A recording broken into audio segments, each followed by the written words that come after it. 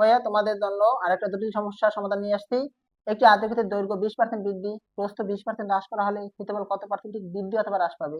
তো এখানে যে কোনো একটা চাইতে পারতো, কিন্তু এখানে তোমার যে কোনো একটাই আসলে উত্তর হবে, কিন্তু তুমি আসলে কিভাবে বোঝা যে কোনটা বৃদ্ধি হবে না হ্রাস পাবে? দেখো, সেই সংক্রান্ত আমাদের এখানে সূত্র, হ্রাস অথবা বৃদ্ধির ক্ষেত্রে সূত্র হলো v1 plus v2 plus v2 বার 100। ঠিক আছে?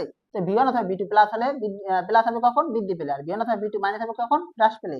তো এবার আমরা এটা সমাধানটা করি। দেখো এখানে সমান সমান আমরা এইখানে সমাধানটা করি। তো v1 এর মান কত? যেহেতু এখানে বৃদ্ধি পাইছে তার মানে এখানে প্লাস 20। ঠিক আছে? প্লাস v2 মান কত? হ্রাস পাইছে, এখানে কত হবে? মাইনাস 20। ঠিক আছে? তারপর এখানে প্লাস v1 কত? এখানে প্লাস 20 ইনটু এখানে কত? মাইনাস 20। ঠিক আছে? আর নিচে কত? 100। তো এখানে দেখো এই যে প্লাস 20, এখানে মাইনাস 20, প্লাস উপরে প্লাস মানে কত হয়? মাইনাস 20 20 কত হয়? 2 দুগুণ 4 আর 2 শূন্য। ঠিক আছে? নিচে হলো 100। তো এই প্লাস 20 মাইনাস 20 কাটাকাটি। দেখো এখানে কত? আমরা এটা যদি কাটি, এই শূন্য এই শূন্য এই শূন্য এই শূন্য কাটলাম, তাহলে কত হয়? -4। তাহলে যেহেতু মাইনাস এসেছে তার মানে আমার কি হবে? এখানে 4% কি হবে? মাইনাস, এখানে 4% কি হবে? এখানে যেহেতু মাইনাস এসেছে তার মানে হ্রাস পাবে। কি হবে? হ্রাস পাবে। আর যদি +4 আসতো তাহলে আমরা বলতাম বৃদ্ধি পাবে। Thanks for watching.